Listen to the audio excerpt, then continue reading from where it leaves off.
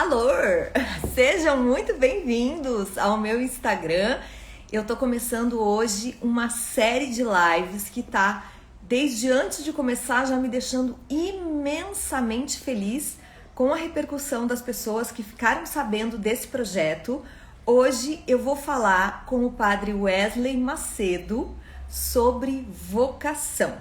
E o que é esse projeto? Na verdade, assim, eu quando fui iniciar a minha carreira profissional, eu tinha muitas dúvidas com relação a escolha que eu estava fazendo, se eu estava fazendo uma escolha que era certa, que era pertinente e que ia me tornar uma pessoa protagonista da minha vida.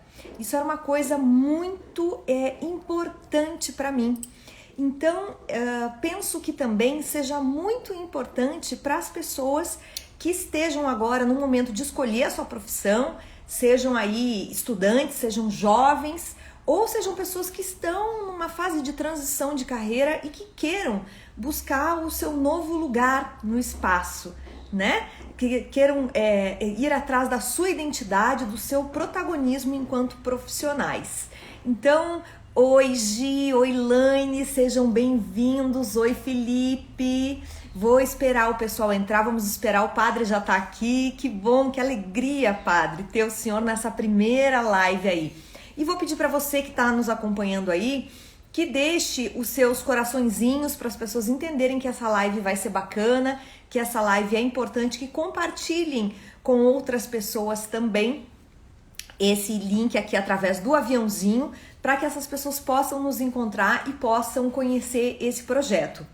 Então, como eu estava dizendo, esse é um projeto autoral, é um projeto espontâneo meu e que eu espero que possa gerar muitos frutos aí para que as pessoas possam encontrar o seu caminho. Eu estava conversando hoje mais cedo com um amigo, inclusive, e a gente estava falando sobre a questão dos testes vocacionais, né? Os testes de orientação vocacional. Eu, quando tinha 17 anos, fiz um teste, não foi na minha escola, foi um teste num curso que eu fiz, numa palestra, e aí fiz aquele teste, obtive o resultado e fui embora com ele para casa, tipo, ok, me deu essas coisas aqui, não é nada disso que eu quero fazer, e eu que lute.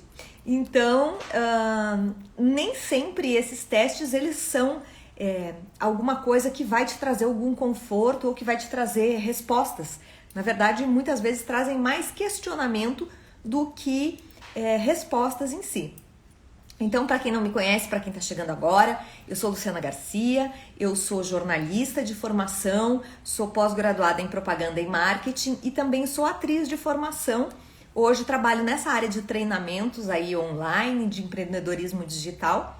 E hoje vou conversar com o meu queridíssimo padre Wesley Macedo. Eu vou fixar aqui primeiro o tema para a gente não se perder depois na conversa, porque o papo hoje promete, hein? O papo vai ser muito bom, porque o padre é maravilhoso. Padre, será que eu consigo chamá-lo aqui? Eu acho que... deixa eu ver. Pronto. Vamos lá. Doutora Bárbara, Célia, sejam bem-vindas. Estou chamando o padre Wesley, então. Oi, padre! Que satisfação! Opa! Tudo bom? Seja Boa tarde. bem-vindo. Muito obrigado, querida. Que alegria estar aqui contigo. Prazer é meu, viu, padre? Padre, primeira coisa, a gente alinhou aí duas correntes de assunto. Eu precisaria fazer umas 3 lives com o senhor para a gente satisfazer todo o assunto e todo o conteúdo que o senhor tem aí para passar a respeito desse tema. Mas a primeira coisa que eu gostaria de saber do senhor é como o senhor escolheu essa profissão, como é que foi essa questão da vocação para o senhor, para depois a gente chegar na questão das pessoas que procuram orientação a respeito de vocação. Na verdade, assim, a minha história vocacional assim de padre, foi um tanto quanto tardia, porque eu entrei no seminário, devia ter uns 24 anos. Então, daí eu já estava trabalhando, tinha acabado de terminar um noivado, com 24 anos já tinha 7 anos que eu namorava e já tinha 2 noivos, já estava preparando já tudo para casar. Tá. Essa experiência vocacional assim de padre veio muito do desejo de estar ajudando as pessoas. O noivado não terminou, não foi para frente nem tanto por causa da questão sacerdotal de ser padre, né? Eu terminei o noivado porque a gente era muito mais amigo do que a experiência de homem e mulher, né?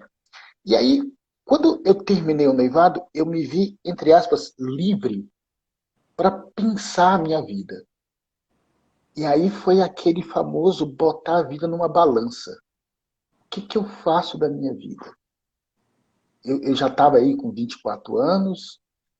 Normalmente as pessoas que têm essa experiência vocacional, elas começam a ter já uma decisão, né? Então uma expectativa já mais voltada para mais cedo, né? 18, 17, por aí vai.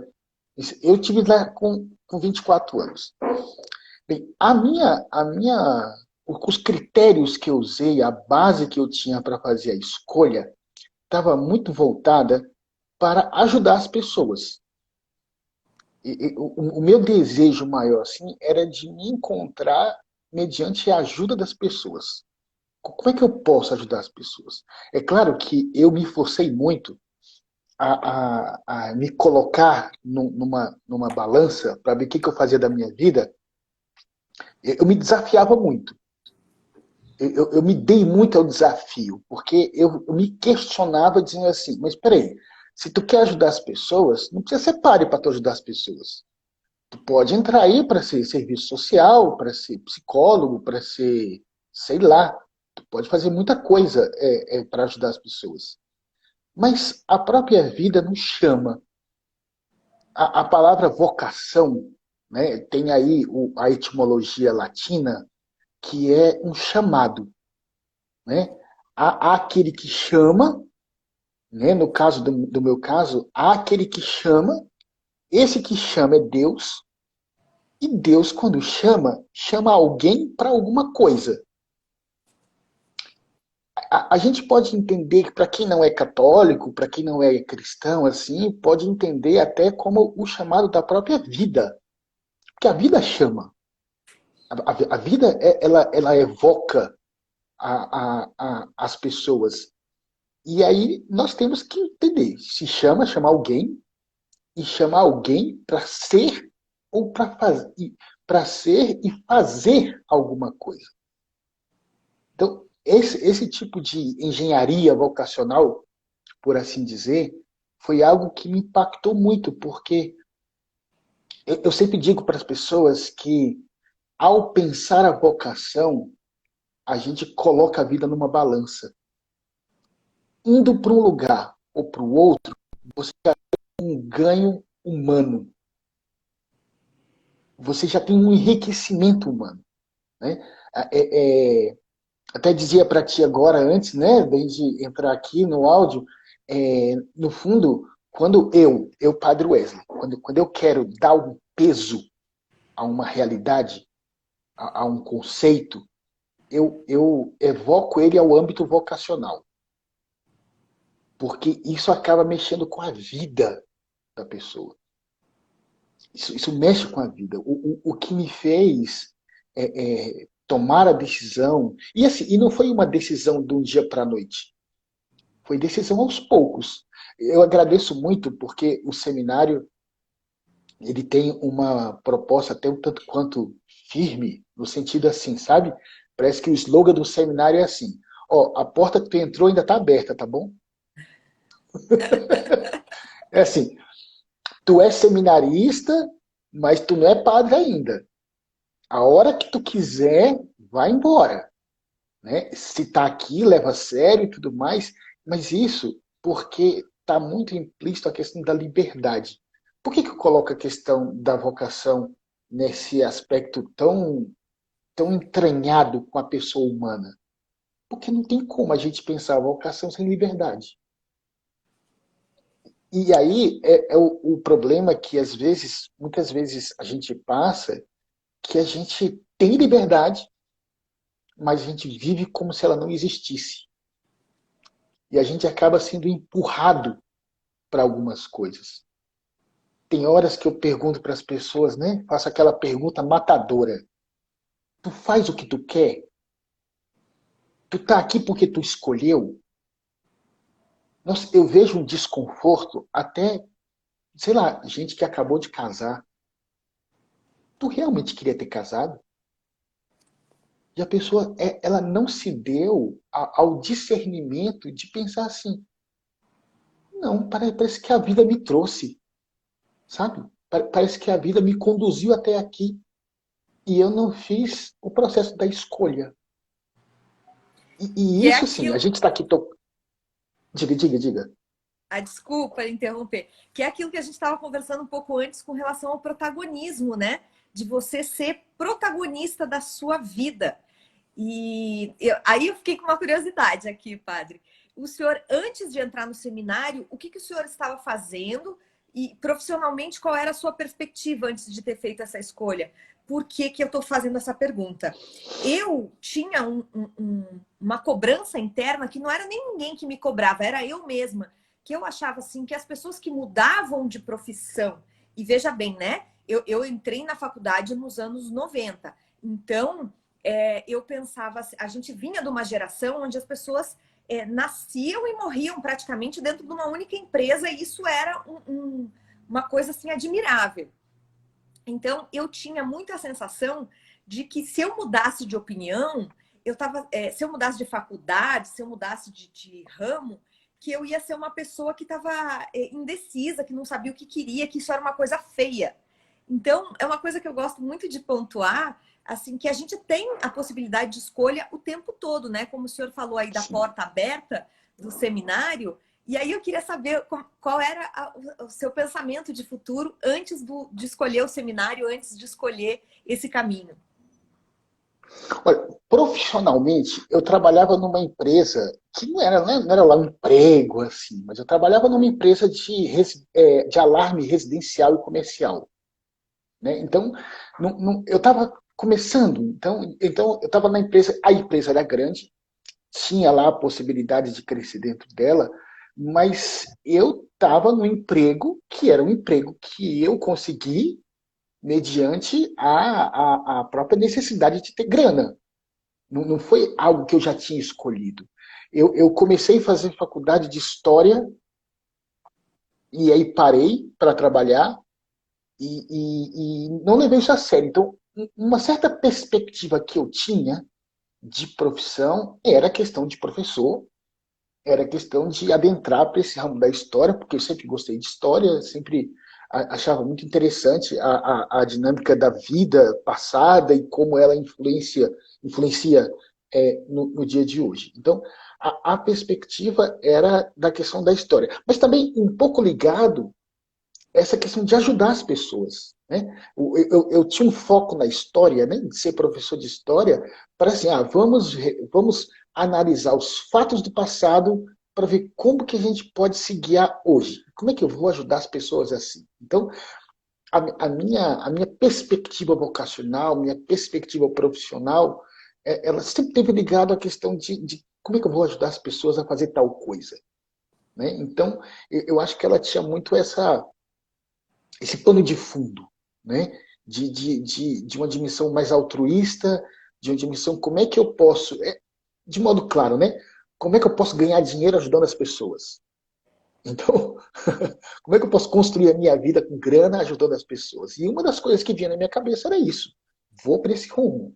Só que eu abandonei isso para a questão de estudar e tudo mais, e aí a questão vocacional de ser padre, ela já foi dentro dessa realidade, né?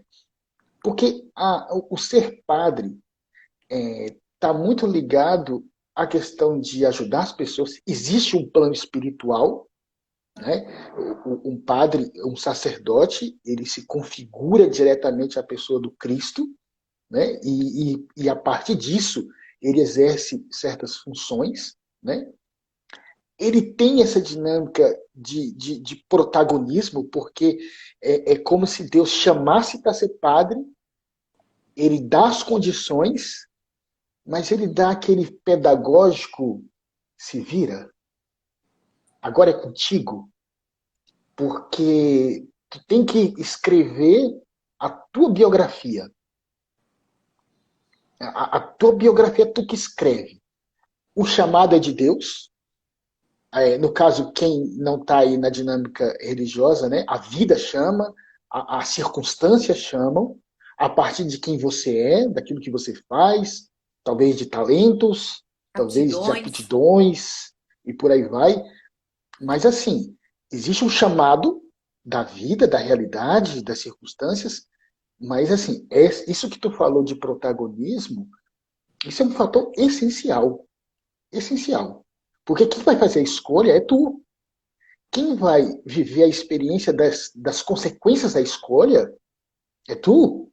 Quem é livre para escolher é tu. Quem vai imprimir, né, nessa história escrita, nesse protagonismo, uma qualidade, né? E aí a gente pode entrar aqui na dinâmica de quantidade ou qualidade, que infelizmente, né, eu dizia para ti que às vezes aqui em Brasília as pessoas muitas vezes elas não se preocupam no aspecto vocacional com o aspecto qualitativo. Muitas vezes se preocupa naquilo que é quantificado. Então, beleza. Quanto que é o salário? O que eu vou comprar com esse salário? E tudo mais. E aí a gente percebe a margem de frustração é muito grande. É muito grande porque nem esse, porque às vezes quando fala de profissão, nem sempre eu não, pelo menos eu não compro aquela ideia de que vai ser sempre feliz, vai ser sempre legal, eu faço o que eu gosto. Cara, tem até na minha vida de padre, tem coisa da vida de padre que eu não gosto, velho, não gosto, não acho legal, né? Eu até assim, vou fazer, pode fazer uma confissão. Claro. Ai, que responsabilidade! Por Eu vou ter exemplo, a assim, confissão do padre, gente. porque olha só, dessa questão da realização, entende? Do fazer o que gosta. Claro, eu sou padre e gosto de ser padre. Eu faço as coisas de ser padre. Né? Fui chamado para isso, dou minha vida e tudo mais. Mas se tu perguntar para mim assim, tem escolha, padre, visitar um doente e atender 3 horas de confissão, velho, eu prefiro atender 3 horas de confissão. Mas tem horas que eu tenho que me forçar a fazer aquilo que eu não gosto, porque isso é profissional, isso é vocacional, e isso está dentro do pacote da vida sacerdotal. Então, e eu não me frustro com isso. Eu só não gosto, mas eu faço, entende? Então, a gente não só quantifica a perspectiva da vocação, daquilo que se faz, a gente também qualifica e às vezes esse que é um dos grandes problemas que a gente tem, né?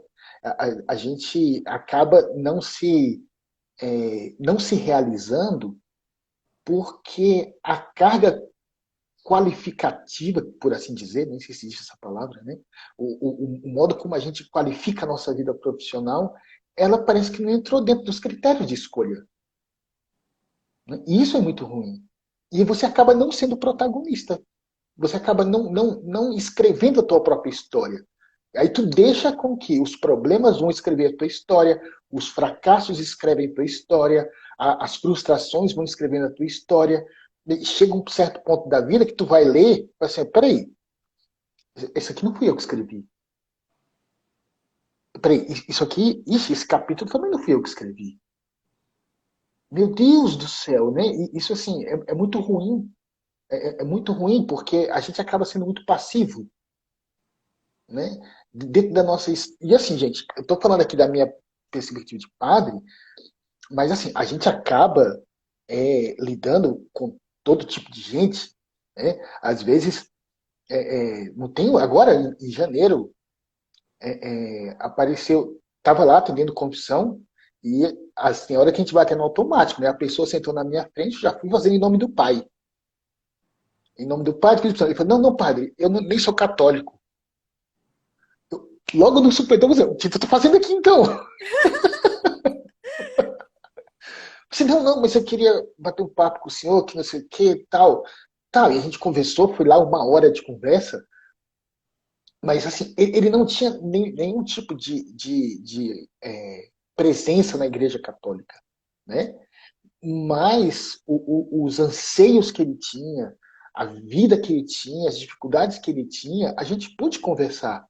E isso, eu dizia para ele assim, cara, tu tem que escrever a tua vida. Tu não está escrevendo a tua vida. Quem está escrevendo a tua vida são as coisas. Tudo bem, a gente tem uma dinâmica, uma dialética, por assim dizer, de passividade e atividade. Essa passividade, ela tem uma perspectiva positiva quando você se deixa informar pela vida. Então, assim, não é só cruzar os braços. Você é como se você tivesse aberto. Então, eu estou aberto ao que a vida pode me informar, do que ela pode me acrescentar. Mas tem também a dinâmica passiva que é negativa, né? E às vezes não faz ativo. A dimensão da atividade, ela é sempre ativa. É porque é onde você vai responder, né? É aonde você vai dar de si, é aonde você vai dar qualidade à perspectiva profissional, é aonde não tem como você entender realização de vida sem um protagonismo. Não tem. É, Porque a Pamela estava tu vai dizendo olhar aqui em para trás, diga, diga. a Pamela estava dizendo aqui em cima que nem tudo são flores, né? E aí eu estava lembrando aqui do que o senhor falou mais para trás, sobre a questão das pessoas que procuram muito o trabalho baseado na questão salarial, né? Aí o salário se torna uma indenização, né? Porque é tão pesaroso para a pessoa fazer aquilo que aquele trabalho ele se torna, não é nem uma recompensa, é uma indenização por ele estar fazendo tanta coisa que ele não gosta. E é claro que eu penso muito assim, nessa geração de agora que é tão agradada pela família, pelos pais, que é tão bajulada, tão adulada, na dificuldade que as pessoas têm de se inserir no mercado de trabalho, justamente por não estarem dispostas em absoluto a fazerem o que não querem fazer ou o que não gostam de fazer. E como o senhor bem colocou aí, muitas vezes é preciso, né? Isso é muito verdade. Isso é muito verdade. Mas tudo isso, eu vejo que isso é a ausência do protagonismo, entende? Isso é a ausência do protagonismo. É você não colocar a pessoa naquilo.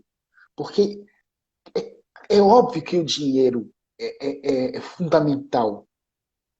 A rentabilidade, o que você vai ganhar com aquilo, isso é justo, isso faz parte, mas o que a gente percebe, isso é muito realidade de Brasília. Nossa, isso aqui é muito realidade de Brasília, daquilo que a gente percebe aqui. As pessoas, elas não se realizam, elas não são felizes, sabe? Mesmo com os altos e baixos, mesmo com os problemas, com as dificuldades, o desafio da rotina, o desafio de fazer sempre aquilo ali, isso acaba não realizando as pessoas. Né? Por quê? Porque falta essa carga de pessoa humana. Né? Falta esses atributos de você ser responsável por tua própria vida. Sabe? E não estou falando de heroísmo. Não é heroísmo. Talvez o heroísmo venha como resposta, como consequência, né? Como consequência. Também eu acho que é por isso, dentro desse âmbito vocacional, que a gente vê muito mais pessoas que querem seguir regras do que empreendedores. Porque na gênese de um empreendedor existe um protagonismo. Existe o desejo de ganhar grana, mas existe um protagonismo. Peraí, eu que vou fazer um negócio. Vai sair da minha cabeça, eu vou trabalhar por isso, eu vou fazer um processo, né? Métodos, etapas, e vai indo, até chegar à realização de ter a grana dele. Né? eu vejo que essa questão, né? Eu tento colocar isso na cabeça dos jovens, mas parece assim, quando você fala de empreender, eu não sei, às vezes eu tenho essa coisa, eu fico olhando a cara deles, assim, rola uma preguiça de olhar assim, empreender, eu já ouvi falar disso, é mais fácil estudar para um concurso. Pelo amor de Deus, nada contra concurso, nada contra o serviço público, né? Mas assim, parece na cabeça é assim, ó, eu vou assumir um certo protagonismo em estudar e fazer sempre a mesma coisa. Beleza, isso é muito bom, se tu gosta disso, beleza? Mas eu acho que é por isso que a gente não tem um empenho empreendedor um pouco mais qualificado, sabe? Da criação, ainda mais agora, né? Eu vi, assim, eu sou muito enxerido em algumas áreas, entende? Então eu fico seguindo algumas pessoas que fizeram curso lá no Vale do Silício e tinha gente que vai para lá para fazer uma determinada área. Quando chega lá, eles têm um choque de humanidade. Eu segui um bocado de gente aqui que às vezes vai para lá para mexer com marketing digital, engenharia, algumas coisas. Chega lá, você passa uma semana falando sobre antropologia. E a pessoa para assim, mas peraí, eu vim aqui para fazer outra coisa. Não, eu vim aqui para ter orientações técnicas. Mas a justificativa de tu passar uma semana estudando filosofia e antropologia é exatamente para te formar uma pessoa para você lidar com as questões técnicas. Porque senão você acaba sendo tecnicista. E pronto, Perfeito. tu não tem qualidade na vida. Tu não tem qualidade, beleza. Então, não, meu sonho é abrir uma startup. Beleza, eu vou lá. Viaja para lá, coloca grana para lá. Quando chega lá, peraí, mas a minha startup não tem nada a ver com antropologia. Por que eu estou vendo isso aqui? Mas é claro, o teu negócio é tu, é você. Né? Você que é o protagonista disso. Então, se você não se qualificar nisso enquanto pessoa, é bem provável, né, que o teu negócio tenha uma base de frustração. A margem de frustração é muito grande. Né? Perfeito. E ainda dentro dessa questão do protagonismo, né, padre?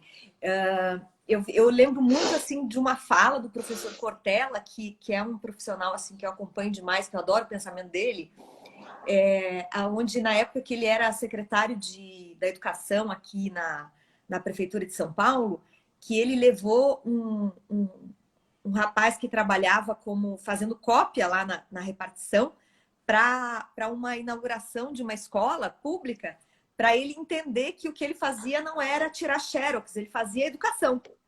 Né? Porque todas as pessoas que estão envolvidas dentro de um processo, elas não fazem simplesmente aquilo que elas estão fazendo, elas estão ali em prol de um objetivo maior, né? E da experiência que eu trago do teatro com relação ao protagonismo, eu acho interessante a gente colocar isso também, que protagonismo não é só você ser o líder máximo dentro de uma empresa, né? Quando eu sou uma empregada doméstica, que eu tomo a iniciativa de ilustrar aquela maçaneta daquela porta, porque eu tô vendo que aquilo ali tá muito enferrujado e ninguém me mandou fazer isso, eu tô exercendo uma função de protagonismo, né? Eu estou me apropriando daquela função que eu tenho e estou tomando a frente de alguma coisa sem que ninguém precise me dizer, olha, faça isso, faça aquilo, olha, aqui você precisa limpar esse cantinho, olha, aqui você precisa tomar isso. Então, eu vejo que talvez essa geração de agora esteja muito assim, esperando que alguém lhe diga o que fazer, e aí quando chega nesse lugar de empreendedorismo, se apavora porque não tem ninguém que diga, você que tem que ir lá e fazer e ter da tua cabeça a ideia de fazer aquela coisa, né? Lu, e A aí, Laura trouxe uma coisa maravilhosa aqui, que empregada doméstica não se usa mais esse termo. É verdade, Laura, você me desculpa aí pela força do hábito, mas essas nossas secretárias aí, as faxineiras e as pessoas que trabalham com limpeza, né? Que são tão profissionais e tão merecedoras de respeito como qualquer uma outra profissão. Obrigada pela tua pontuação.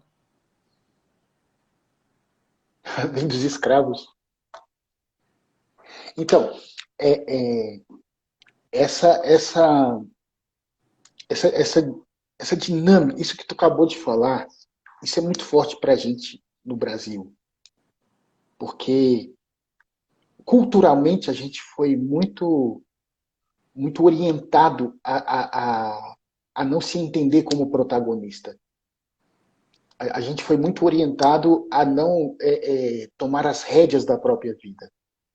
E isso não entrou como item obrigatório do nosso processo educacional, nosso processo cultural, a nossa, talvez, a nossa fragilidade de referências de liderança. A gente acabou não comprando tudo isso. E isso é um grande problema, né? Tá, mas isso é uma parte da realidade, mas eu sempre gosto de lembrar, aqui em Brasília, a gente tem muita história das pessoas que chegaram aqui no início. Eu adoro escutar histórias das pessoas que chegaram aqui em 70, em 60, chegaram aqui no centro de Brasília, ali na rodoviária, olhava para um lado, olhava para o outro, às vezes um frio do caramba, uma poeira, seco, ou às vezes chovia muito, e as pessoas começavam a liderar-se, a se construir, nem se reinventar, né? Porque se reinventar já vem de uma invenção. Eles chegavam aqui do zero. E hoje são essas pessoas que estão já aposentadas. Já são pessoas que olham para a própria biografia e falam assim, ó, eu escrevi tal parte aqui, cheguei aqui em tal tempo e comecei aí a desenvolver a minha própria vida. Mas essa questão do não se trata tão somente de liderar pessoas. Isso talvez seja uma consequência de quem tem capacidade de liderar a si mesmo. Né? Esse protagonismo, ele tem uma raiz na capacidade de liderar a si mesmo, de construir a própria história, de viver a própria história, de viver a própria realidade daquilo da qual eu fui criado para atender uma dinâmica pessoal. Mas isso não entrou na nossa construção cultural. Né? A gente eu não quero botar culpa assim na questão da nossa cultura de modo direto, porque a gente tem uma certa cultura de pessoas que nos ajudaram. Mas eu costumo dizer que houve alguém quebrou o elo, entendeu? Alguém quebrou o elo. Algumas coisas aconteceram que alguém foi lá e quebrou o elo e a gente não sabe onde é que quebrou. A gente perdeu uma linha, a gente perdeu uma sucessão que foi dado, e aí parece que a gente não consegue resgatar aquilo dentro de nós, então parece que não foi plantado. Cara, e não tem como, né? Como é que a gente vai colher? E a frustração está porque eu não planto, vou colher e me esqueço de que eu não plantei. Isso é muito complicado. Esse rapaz que eu conversei com ele, que não era cristão, ele passou muito por isso. Ele disse assim, pessoal, padre, eu tenho a impressão que eu estou colhendo o que eu nunca quis plantar. Mas eu tô lá, eu tô puto de raiva porque eu tô indo colhendo agora e eu tô me esquecendo que eu não plantei. E é aquela E, história, né? O e- semear é livre, mas a colheita é obrigatória. exatamente. Perfeito. Perfeito. E a gente se esquece que a gente não desencadeou nenhum tipo de ação para que eu pudesse ter um efeito, sabe? Se eu não proporciono causa, como é que eu vou ter efeito disso? E essa realidade vocacional, ela é por esse assunto que a gente está tratando aqui, que eu estava falando aquilo no início, né? Que tudo aquilo que eu quero dar peso, eu insiro no âmbito vocacional. Porque aí eu fico livre para falar sobre questões fundamentais da nossa fé, da nossa vida. Realização humana, qualificação de si mesmo, protagonismo, liderar-se a si mesmo, crescimento de personalidade, formação de caráter, tudo isso via vocação, tudo isso via dinâmicas profissionais, né?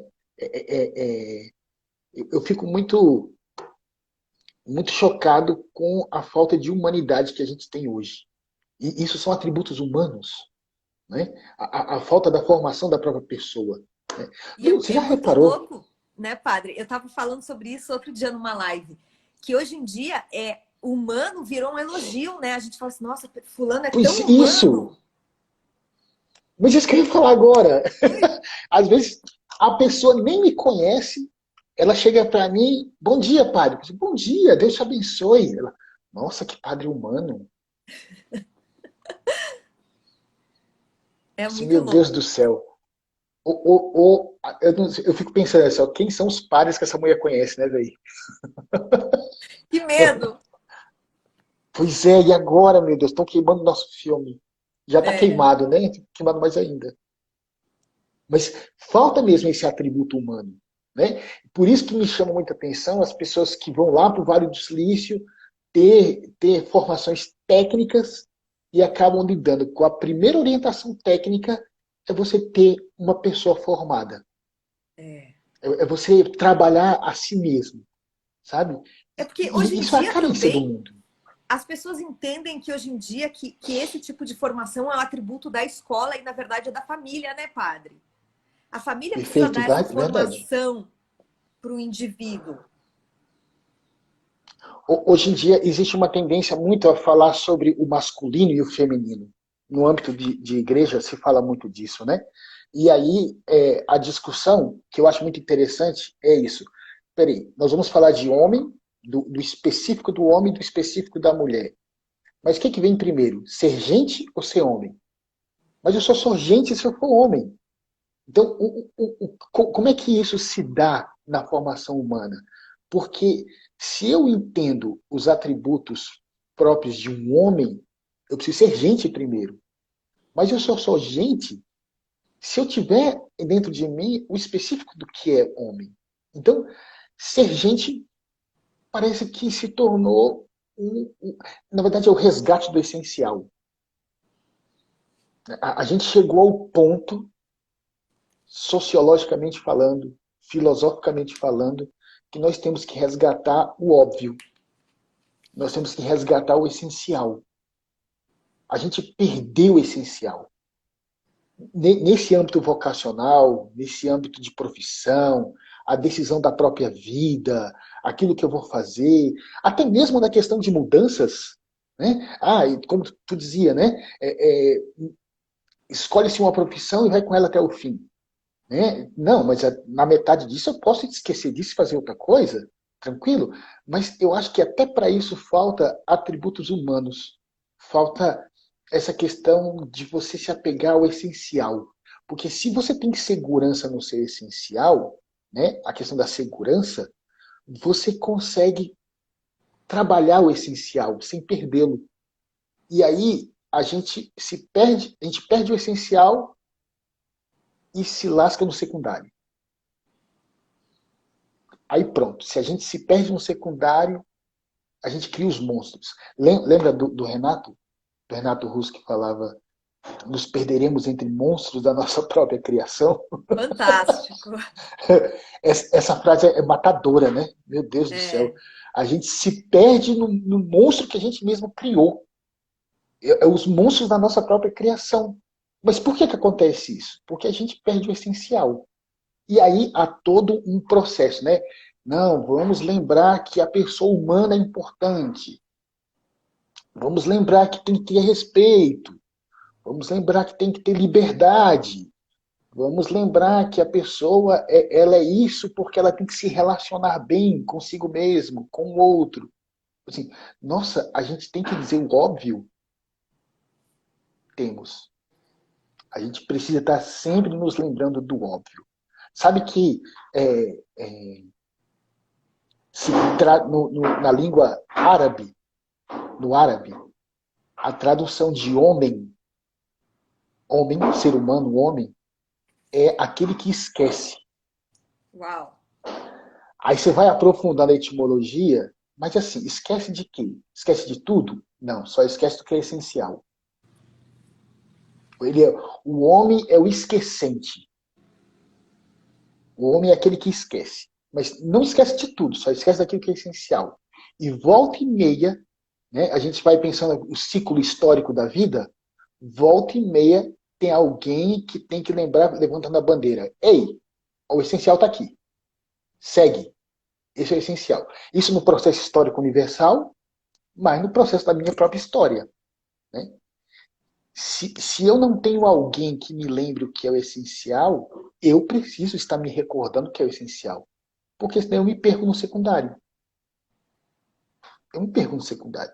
Eu falo isso para as pessoas aqui, sei lá, quando a gente vai pensar aqui numa parada de novena. Novena é 9 dias só. E é muito fácil as pessoas se perderem no secundário.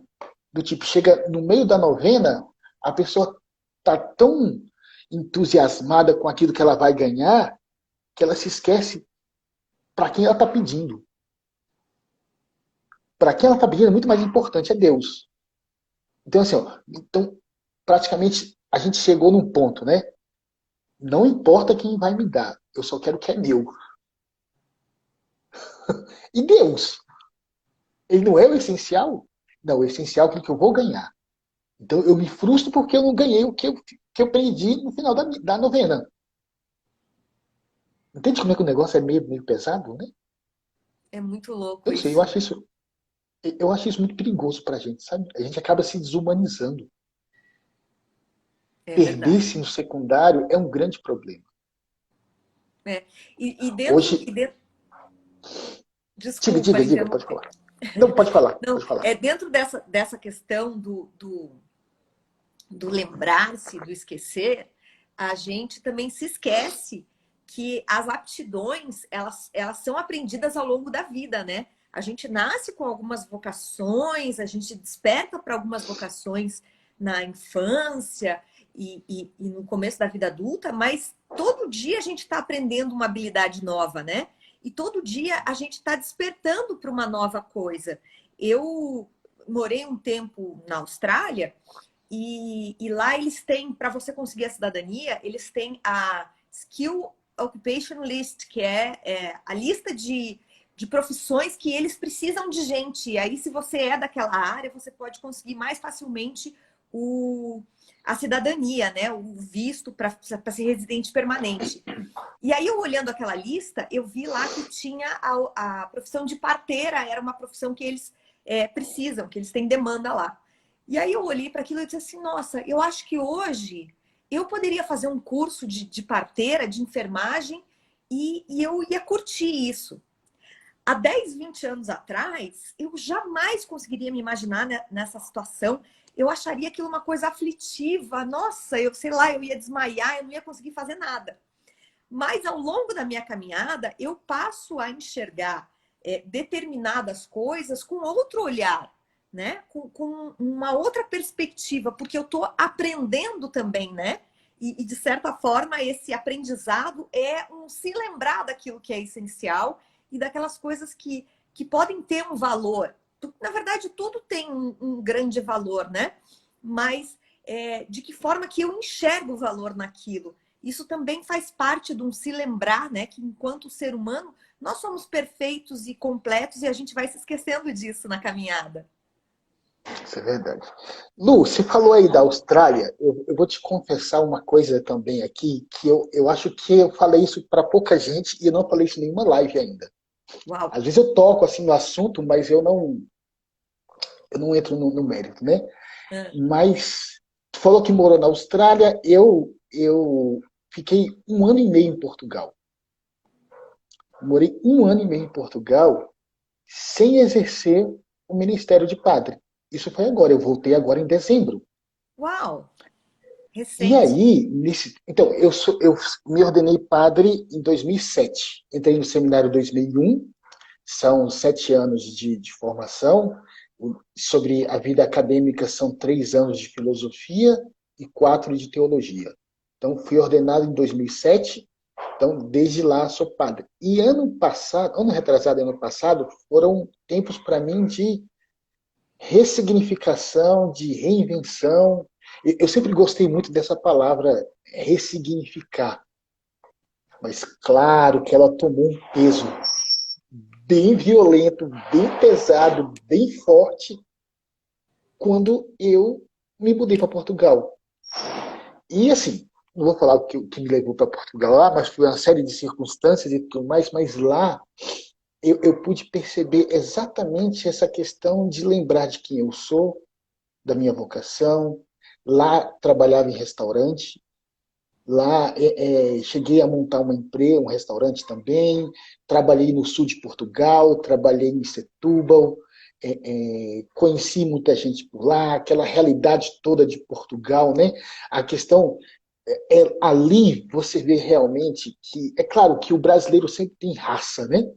O brasileiro sempre tem raça, mas é muito bonito você ver certos brasileiros construindo a própria vida em outro lugar, enfrentando cultura diferente. A língua é quase a mesma coisa, mas é Europa, é outro ar, né? É outro esquema, né? E aí ali você vê a importância do peso do se reinventar, de ressignificar, de se inculturar, né? Tu tem uma cultura brasileira e você se incultura numa outra realidade europeia, portuguesa. É, é, é... Se bem que acho que daqui a pouco não vai ter mais essa diferença, não. Não Porque é? lá tem muito brasileiro. Meu Deus do céu. Daqui a pouco, daqui a pouco, lá vai ser um estado, velho. Vai ser alguma coisa do Brasil, porque, Lu do céu, tem muita gente, tem muito brasileiro lá. Mas essa experiência que eu tive de um dia ser padre, no outro dia estar trabalhando e depois voltar para a experiência sacerdotal, nossa, isso me deu um contributo assim muito forte de significar, ressignificar, de me afirmar. E essa questão do esquecer, não é que eu me esqueci propriamente dita, mas eu tinha que me relembrar sempre de quem eu sou, para que eu pudesse fazer o processo de volta. Entende? E isso me enriqueceu muito. Me enriqueceu muito. E aí, quando a gente fala de mudanças, né, de poldar, eu não sei se você sabe como é que. Tu é do sul? Eu sou do sul, tô aqui, ó, tomando meu chimarrão. Ah, olha que coisa boa. Então você sabe como é que funciona a poda do pé de uva, não é? Que coisa violenta. O dia que eu vi, o dia que eu vi aquilo, eu fiquei chocado, porque no Evangelho tem lá um momento, João 15, que Jesus fala assim: olha, meu pai é o agricultor, eu sou o caule, o tronco, e vocês são os ramos. E meu pai vai podar. E ele fala especificamente do pé de uva. E meu pai vai podar. Na minha cabeça, a poda era aquela coisa estética, entendeu? Tira Sim. um raminho aqui, tira um raminho aqui, deixa ele bonitinho. Gente do céu, quando eu vi isso na prática, eu vi aqui na paróquia, perto aqui, tinha lá uma carreirinha, assim, sabe? Tinha uns 10 pezinhos de uva. E um cara que era gaúcho falou assim: não, padre, pode deixar que eu vou aí cuidar das uvas, fica tranquilo. Cara, quando ele chegou lá, ele deixou no talo. No talo. Cara, tu acabou com o negócio, bicho, agora não vai dar mais uva. Calma, padre, fica tranquilo. E aí você vai vendo o negócio, sabe, se formando de novo, e os cachos maiores do que eram antes. Aí foi assim: meu Deus do céu, é assim que Deus poda. Que coisa! Eu percebi isso estando em Portugal, sabe? E como Deus foi me podando, como Deus foi numa violência, sabe? tira daqui. E eu sempre achei, né? Não, Deus vai podar, é bonitinho, todo aspecto, né? Tipo um bonsai. Sim, Nada a ver, o negócio é bonsai. violento mesmo. O Mas é negócio é curioso, violento padre, mesmo. com relação a a vida ela é violenta, né? Se a gente for olhar Sim, pelo aspecto da violência em si, tem muita coisa de muito violento na vida e a gente se acostuma, né? A gente vai se acostumando com essa agressividade e eu acredito que de certa forma a gente até precise exercitar um pouco isso para a gente conseguir ter estofo para sobreviver a, a todos os desafios que a gente tem, seja na vida pessoal como na vida profissional também, né? Agora, o senhor falando isso, eu parei para pensar e digo, realmente é violento, é agressivo. Mas eu nunca, para mim, era é, uma coisa natural. Eu nunca tinha parado para pensar desse ponto de vista de que é uma coisa bruta, né? sim. Ó, essa pandemia, isso é uma violência pra gente. E a gente está aí, a gente já está se acostumando, a gente já está usando, a gente já está dando saídas, né? E primeira vez que eu ouvi falar do novo normal, eu falei assim, ai meu Deus, lá vem essas frescuras de novo de ficar tirando onda com a realidade. Depois fui pensar, realmente, a gente já está tendo a experiência do novo normal, a gente já está se acostumando. A gente já está se acostumando. Né? Álcool gel e máscara, já é o costume, pronto, tá aí assim. Né? As distâncias, faz isso, faz aquilo, pronto, a gente já se acostumou. Mas o negócio veio violento. Né? De repente, sem nenhum tipo de preparação, né? Porque assim, para mudar a própria vida, às vezes você precisa de uma certa preparação. Não teve preparação nenhuma. Né? Há aqueles que começaram a prever isso, né? Eu estava conversando com um cara que mexe com bolsa de valores e tudo mais, e ele falava assim, ele cogitou a possibilidade, falou assim, ó, esse negócio da China não vai dar certo, porque isso começou a mexer, isso em janeiro, né? Ele dizia, mexeu nesses números ali, mexeu naqueles números ali, dando projeções que esse negócio não vai dar certo. Mas assim, algumas pessoas projetaram, mas quem é que imaginava que a parada ia ser desse jeito? Né? De modificar o nosso modo de viver, modificar o nosso modo de relacionar com as pessoas, modificar os nossos processos, modificar o modo. Não, eu digo isso pela nossa vida de igreja. Hoje, o cotidiano de uma igreja é muito diferente do que era para janeiro. Muito diferente. Muito, muito, muito, muito diferente. A gente já está se acostumando à violência do coronavírus. E dentro do âmbito profissional, que a gente vinha dizendo lá no começo, que você tem que fazer coisas que você não gosta, muitas vezes essas coisas que a gente não gosta são pequenas violências com a gente mesmo, né? E que se a gente não é preparado para enfrentar essas pequenas violências no ponto de vista familiar, se a gente não é treinado para isso, para fazer o que a gente não gosta, aquelas pessoas que não foram educadas para o trabalho doméstico, por exemplo, que sempre tiveram tudo à sua mão, que nunca tiraram um prato da mesa, que nunca varreram o chão, lavaram uma louça, quando chegam no mercado de trabalho e que precisam fazer algo que não gosta, isso se torna demasiadamente violento, né? E aí, às vezes, a pessoa tinha até uma vocação para aquela determinada coisa, precisava passar por essa, como a gente diz no litoral, né, pela arrebentação, passar pela arrebentação para depois encontrar, né, as ondas perfeitas ali, um mar mais tranquilo, mais receptivo, e acabam, às vezes, retrocedendo, desistindo daquela profissão, desistindo daquela área, porque não conseguiram sobreviver àquela violência a qual elas não estavam acostumadas. E aí é por isso que a gente entende a falta de trabalho humano. Porque quando as pessoas se deparam com a violência da vida, elas não foram preparadas para aquilo. E a gente vê um bocado de pessoas frágeis. frágeis no sentido de não conseguir assumir responsabilidades, né? A vida chama, né? Voltando a brincar de etimologia, né? A palavra responsabilidade é a capacidade de responder a alguém que te chamou a alguma coisa. A vida, Deus, a profissão, as circunstâncias, a família, o amor, né? O Papa João Paulo II, uma das suas teses de doutorado, ele aliava amor e responsabilidade. Porque o amor te chama e você tem que responder com amor. E essa capacidade de resposta é a pura responsabilidade. E a gente vê pessoas que não têm força para responder às responsabilidades da vida. Da vida. Né? Mas tu não acha que isso é óbvio para todo ser humano? Mas a gente Perfeito. precisa resgatar. A gente precisa resgatar essa obviedade. Por quê? Porque a É, gente não foi formado para isso.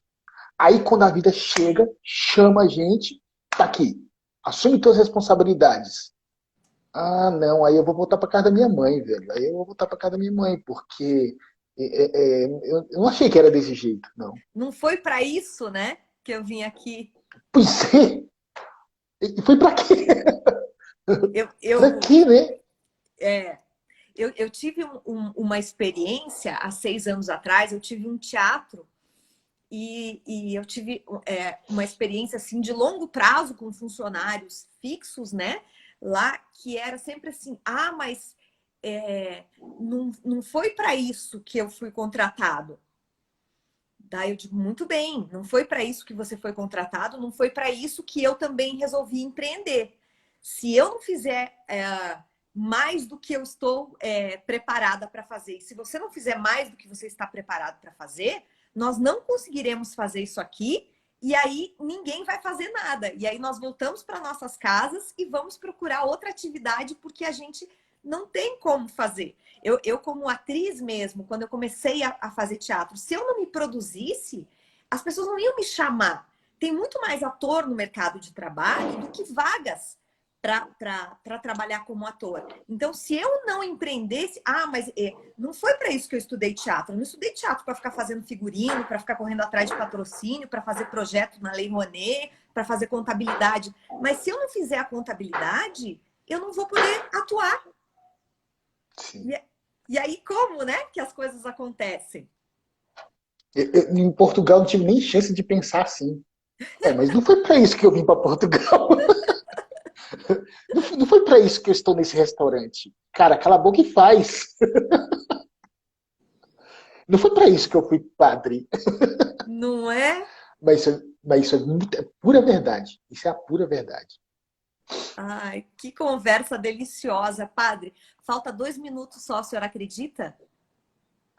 Eu não acredito, não. Eu acho que esse negócio aqui é meio estranho. Eu desconfio do tempo, já tenho tempo que eu desconfio do tempo, entendeu? Ai, Esse negócio de maravilhoso. tempo tá errado. Ai, que bom. Olha, padre, eu fico tão feliz do senhor ter aceito o meu convite, porque eu acho que eu estou abrindo assim com chave de ouro essa série de lives. A semana que vem eu vou conversar com uma arquiteta sobre os desafios de ser mulher e estar numa obra. Olha só que curioso. Que Isso é o curioso, conceito de desafio. não é? Isso Esse tem é o conceito de desafio. porque Mulher numa obra e arquiteta. tudo a ver com isso que a gente estava falando agora de não foi para isso que eu vim aqui, né? Porque, Perfeito. porque quem faz a faculdade de arquitetura e acha que vai ficar lá desenhando, né? Um projetinho no AutoCAD ou lá na sua prancheta, como era antigamente, na sua mesa maravilhosa, né? Chega na realidade, a realidade é muito diferente do. O meu pai costuma falar uma frase que eu acho maravilhosa, que diz assim, que na prática a teoria é outra. Isso é verdade. Isso é verdade. A mais pura verdade. E é por aí, né? Padre, só falta 40 segundos. Eu queria agradecer demais o senhor e deixar aí livre para o senhor dar os seus recados. Gente, sigam o Padre Wesley, que as lives dele são maravilhosas. Você sendo católico ou não, a visão de vida e a instrução que uma pessoa tem quando ela passa por essa formação para se tornar um padre é uma coisa que dá uma riqueza que, olha, Não sei nem o que dizer, Lu, sem palavras. minha consideração final é só a gratidão, só agradecer. Muitíssimo obrigado por estar aqui contigo. Ai, Te admiro obrigada, Fábio. demais. Muito obrigado. Obrigada, obrigada a você que acompanhou a gente até agora. Tchau, tchau. Até a próxima.